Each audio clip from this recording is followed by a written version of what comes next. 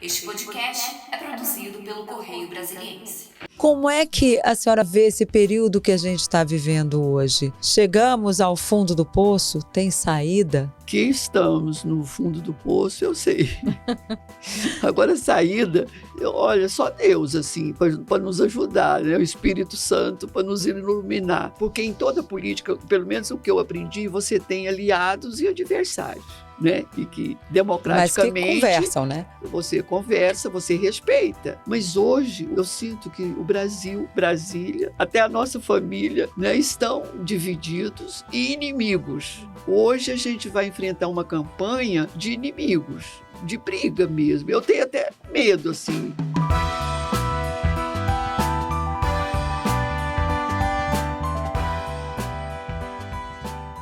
Olá, no ar mais um podcast do Correio. Senta, puxa a cadeira, porque a nossa conversa hoje tem muita história.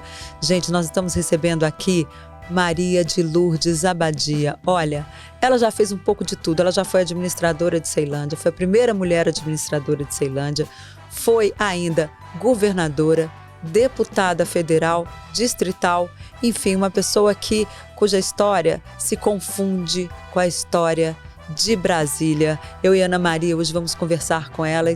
Para você que está nos assistindo aí e nos ouvindo, saber um pouquinho mais da história do nosso DF. Maria de Lourdes, muito obrigada pela sua presença aqui. É uma honra recebê-la. Denise, eu que agradeço a você, a Ana e ao Correio. Eu devo muito ao Correio. E é um prazer muito grande estar aqui conversando com você. Pois é, né, Ana Maria? E ela já foi de vários partidos, né? Ela começou no PFL, foi para o PSDB e agora volta à União Brasil. É uma vida longa, né? PSB também, com uma passagem no PSB também. Mas, governadora, a senhora é uma fundadora do PSDB e depois saiu do partido por questões políticas. A senhora quase que foi empurrada por circunstâncias políticas a sair do partido, por questões locais, mas a senhora sempre teve uma relação muito forte com os tucanos. Eu não consigo olhar para a senhora e não ver um tucano, porque a senhora é muito a cara do PSDB. E o partido agora está num momento ruim. Sempre teve candidato a presidente da República nas últimas eleições, acho que desde 89, né, Denise? Sempre teve candidato. Sempre teve candidato. E nessa eleição, o partido não vai ter candidato, chegou a ensaiar lançar o Dória, o Eduardo Leite, fez prévias do partido, mas acabou que não lançou ninguém. Ia lançar o Tasso Gereissati como vice da senadora Simone Tebet, aí recuou, aí ontem fechou com a senadora Gabrilli, né? Mara Gabrilli, que é do PSDB. Que né? é do PSDB. Mas o partido não é mais aquele partido tão forte, uma grife, né, do país. Como é que a senhora enxerga esse momento que o partido está vivendo hoje? E se a senhora vê uma luz no fim do túnel de uma volta do partido à cena política com protagonismo? Ana, como você está colocando, é com profunda tristeza que eu vejo assim, uma coisa que a gente construiu durante a Constituinte, assim, com tantos sonhos, com tantas lideranças, arrebanhando os melhores políticos, né, assim, do Brasil todo para construir esse partido e ver o que está acontecendo, o que aconteceu e que continua acontecendo com o PSDB. Eu sou uma tucana depenada, assim, né, porque eu me senti muito triste do que aconteceu aqui em Brasília, porque Sigmaringa, Geraldo Campos, eu, fomos os primeiros a fundar o PSDB aqui em Brasília com aquela esperança. E a gente, liderados assim, por líderes que a gente tem muita saudade. O PSDB, depois que ele perdeu assim, as grandes lideranças, como Covas, como Montoro, tantas lideranças, o partido ficou à deriva. E aconteceu isso que nós estamos tristemente vendo. Eu tenho muita tristeza né? Porque sinceramente, nós lutamos muito por esse partido. Foi pela Você vê, briga na primeira interna. vez, nós elegemos em primeiro turno um presidente da República, na primeira eleição. Por né? 2 vezes, né? Por 2 vezes. Então, as bancadas do Brasil todo, né, nas câmaras legislativas, no Congresso. Então, é uma pena. Assim, e hoje a gente praticamente não temos escolha. Agora, falando aqui de Brasília, eu saí assim, do partido, assim, saí pela porta da frente para não ser expulsa, né? Porque todos conhecem assim, a forma do senador Exalci fazer campanha, de ser político, não é excluindo as pessoas. Então, depois, assim, muito centralizador. Isso não é partido, isso não é política. Né? Eu tive convites de outros partidos e achei melhor sair do PSDB, mas com muita tristeza. Né? E a senhora ainda tem contato com o senador Serra, José Serra, o ex-presidente Fernando Henrique? Porque ainda são nomes fortes do PSDB, Exato. embora eles não tenham mais esse protagonismo Mandatos, de né? conduzir o partido como parlamentares. Né? O Serra ainda é senador, mas não vai disputar. Eu tenho com Serra pouco também, né? Mas tenho, assim, contato, assim, tenho uma relação boa com Serra, com o Bruno, que hoje é o presidente do PSDB. Bruno Araújo. Né? Bruno Araújo.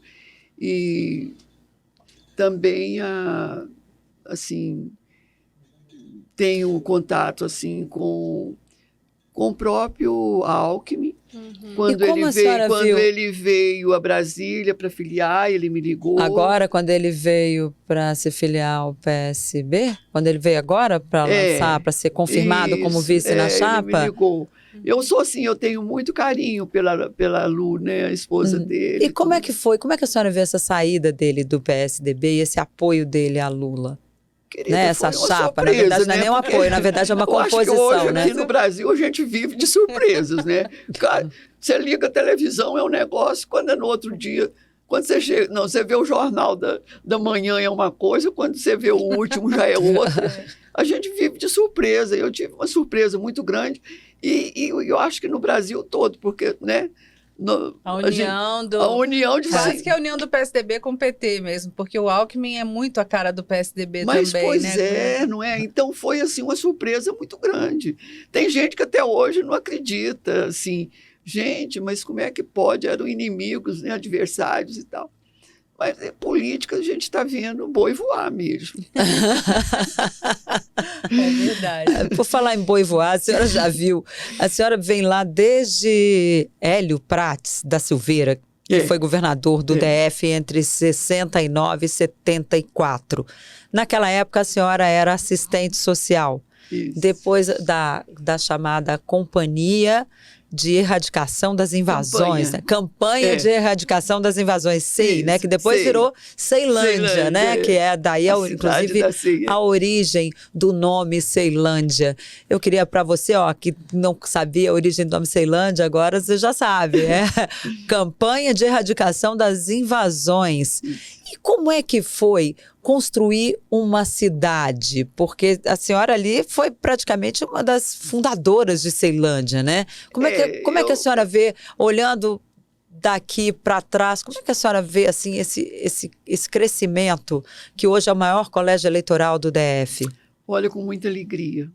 Eu me emociono muito quando me emociono quando a Ceilândia é citada e tudo, né? Porque quando ela eu tive na sua identidade, exatamente, né? Eu tive assim o privilégio de colocar o primeiro barraco no Cerrado lá da Ceilândia, né? E então hoje quando eu vejo o tamanho da cidade, né? E agora com o sol nascente, pôr do sol, QNQ, QNR, o que aconteceu em volta da Ceilândia, ela é maior do que muitas capitais hoje. Então, é com muita emoção, assim, e sinto, eu sempre cobro isso de Ceilândia, A Ceilândia, ela não teve, assim, ela não aprendeu a lição do início, que era, assim, da união. Porque Ceilândia, hoje, se fosse uma cidade unida, ela elegeria, o poder político dela seria muito grande. Ela poderia eleger governador, senador, deputados federais, um grande número de deputados distritais. E é incrível que hoje Braslândia, Planaltina, que são cidades menores, conseguem, sabe, até um poder político, uma representatividade. Ceilândia não tem. Né? É uma pena isso. Mas, né, a questão... E o estádio Abadião, uma homenagem à senhora lá. Pois é, minha filha, isso aí já deu tanta confusão, Ana. Por quê? Porque quiseram tirar o nome do Abadião. Ah, não. Os políticos aí, né? Queriam botar outro nome. Queriam botar... Centro. Aí até o Ministério Público entrou na história. E eu disse, olha, isso aí é apelido. O nome de Abadião é apelido, porque teve o Bezerrão, que a população colocou por causa do Valmir Campelo Bezerra, né? O Cerejão, por causa do Elmo Cerejo. E quando eu fiz o campo lá, o mini estádio lá da Ceilândia, a população mesmo, com os times de futebol, botou Abadião. Isso não é nome, né?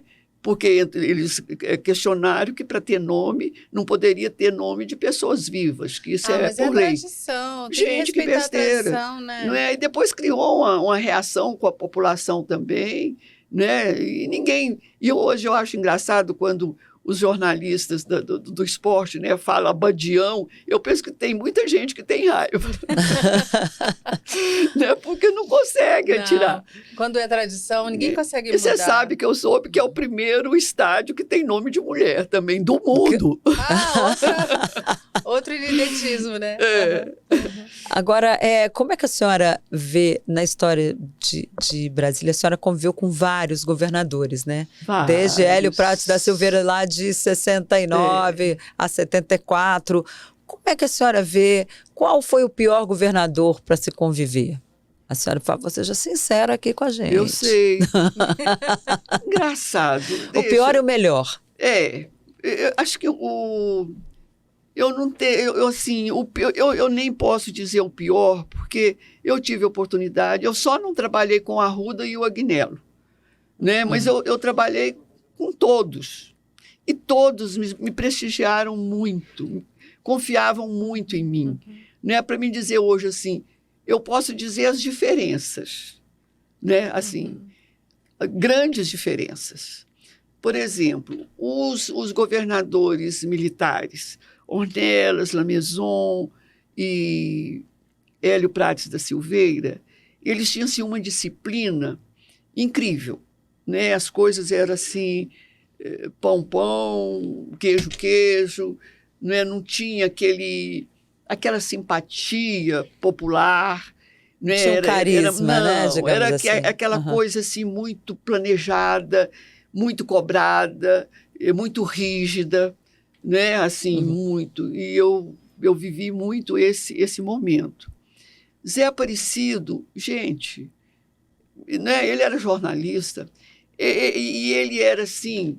Eu me lembro uma vez lá no Palácio perguntaram quantas pessoas vêm almoçar aqui.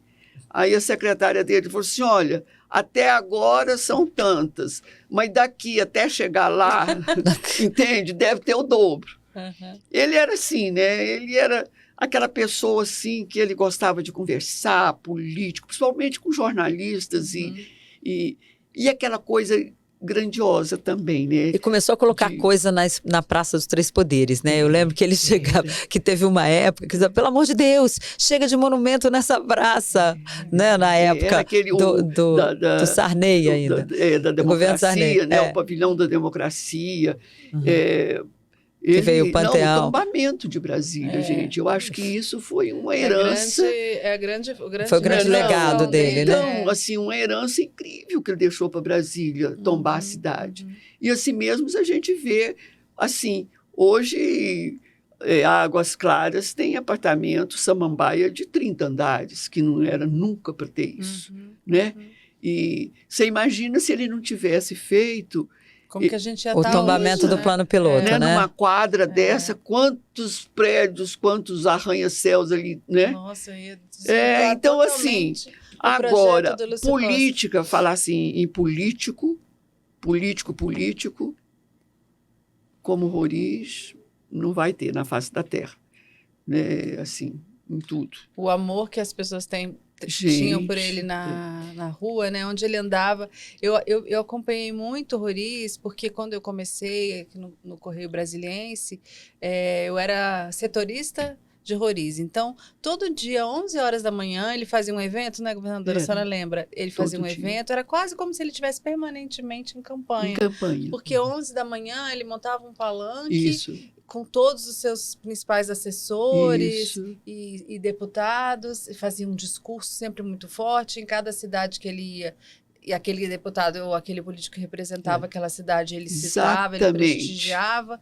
E isso causava uma comoção, porque E até todos os hoje, dias ele né, estava na Ana? rua. Todos Não os era? dias. Ele amava, né, estar ao lado do povo. Uhum. E não era engraçado, eu não sentia que era assim uma coisa política só para ganhar. Não era falso. Não era falso, Não era sabe? falso, ele abraçava era real. mesmo. E, sabe, era até engraçado, assim, uma vez o Frejá, na campanha, que naquele tempo podia distribuir aquele batom 24 horas. Sei, E a turma botava, a camisa dele chegava e as pessoas botavam bilhete no bolso no dele. bolso né? dele. Mas olha, assim, ele disse... Aí um dia ele disse assim, ele me chamava de Maria da Abadia. Não sei onde ele arrumou isso, Maria da Abadia, mas tudo bem. Ele falava assim, Maria da Abadia, fala aí, você que é amiga aí do Frejá, fala para ele distribuir os batons dele depois que eu saí. Que a dona Wesley não devia gostar. Não, devia gostar. exato, para tirar. Acho que nem tirava aquele batom das camisas, né? dele, saía toda manchada. Beijando e encostando. Como, assim, e depois o tipo, assim, do encaminhamento dele. Por exemplo, eu devo ter sido a vice que mais viajou internacionalmente representando o governador. Uhum. Eu falava, mas o governador, porque tinha aquela coisa das cidades capitais e tal, e eu que ia, né? Aí, representando o governo. Aí eu falei, mas governador, isso aí, né? Paris, Espanha, Lisboa, né? Berlim, para receber o prêmio de Samambaia. O senhor que deveria ir. Minha filha, vai você, porque nenhum desses aí vota em nós. Dos secretários? Não, Entendi, lá fora. Alemães, Lá fora, né? ninguém votava nada. O que eu vou fazer na Alemanha? Aquele Onde eu não eleitor tenho um vai voto. ver. Ele falava, Ninguém não, vota vai em nós. você, Essa é pelo boa. menos você dá uma descansada. Né? Não, esse pessoal aí, nenhum deles vota na gente. Ele queria estar mesmo onde ele tinha voto. Onde ele gostava era da Samambaia, era de Brasília mesmo, né? E é incrível hoje, assim, eu fico muito emocionada. Às vezes até eu me emociono, porque as pessoas chegam e dizem assim, nossa,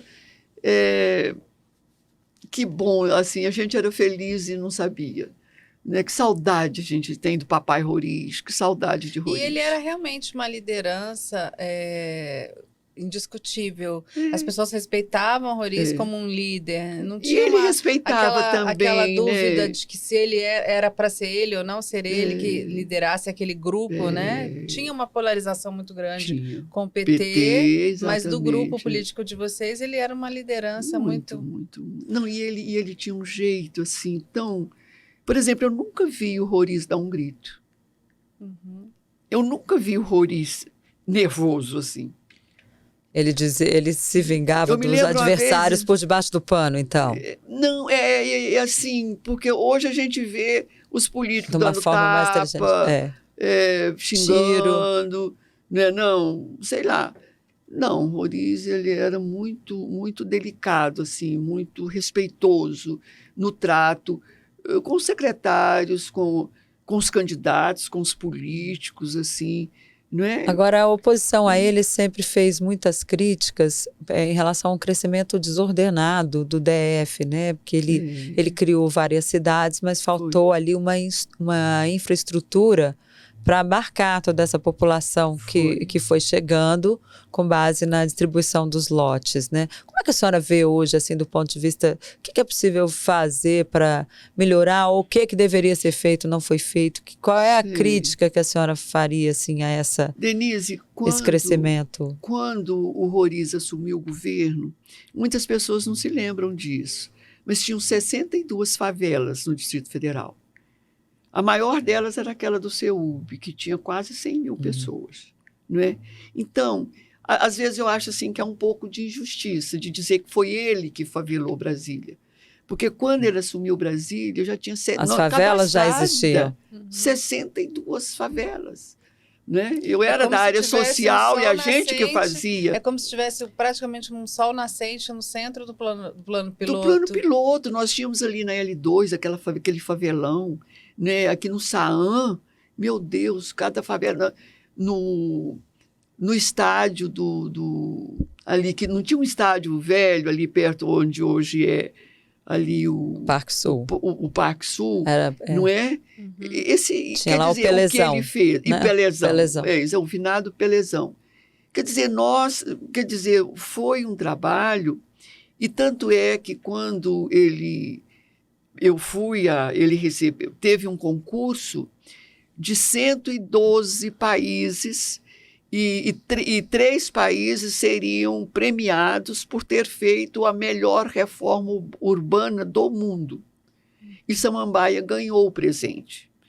Foi uma das vezes que eu fui receber o prêmio em Berlim. Não é? Por quê? Porque ele realmente tirou essas pessoas das favelas. Ele fez uma coisa que incrível, que hoje ele deu os lotes, porque ninguém pagou os lotes. Um lote hoje em Samambaia custa R$300 mil. Não é? E aos poucos foi se colocando a infraestrutura. E fez a transferência dessas pessoas sem violência. Sem violência, sem crise, né? Sem aquela coisa crise. de derrubar a casa das pessoas. Você sabe, né? A crítica foi grande, que foi... Aí quando, por exemplo, num espaço pequeno moravam 10 famílias, né? Às vezes até num lote, na hora que essas pessoas ganharam o lote, quer dizer, foram 10... Cada um foi para o seu lote, né? Viam que estava acontecendo isso em Brasília e falavam, opa, vou para lá também, né? Isso, aí sim. Esse que foi o problema. Aí o problema foi esse.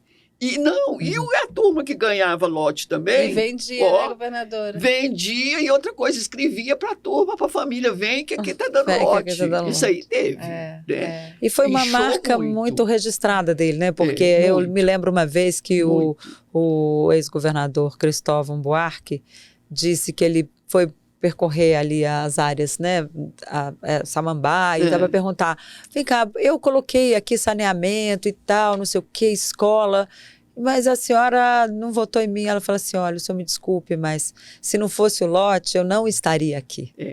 Então, foi uma coisa... E a população é muito sincera, né? Quando a pessoa pergunta olho no olho, ela realmente responde o que ela pensa. E o Cristóvão ouviu que não tem... Uma coisa também que é impressionante, Denise, é que muita gente criticou a proliferação de condomínios irregulares que houve, que houve no governo dele, nos governos dele, por uma falta de oferta de moradia. Né? Então as pessoas se adaptavam, começavam a comprar de grileiro, mas nenhum governador, ninguém que veio depois... desfez. Todo mundo abraçou e abençoou, e agora vamos regularizar. Ninguém teve essa iniciativa de falar, não, tá errado, vamos desfazer. Exatamente. E aí isso foi incentivando que as pessoas continuassem comprando em lotes, em condomínio irregular e até vendendo, né? Exatamente, Ana, você tocou num assunto seríssimo, que é a questão dos grileiros. Você vê que até hoje... Né? Você não viu agora, esses dias aí, um escritório falso dando escrituras? Não é? Eu acho que aí sim é que deveria ter aí é caso de polícia, né? Caso de polícia, de justiça.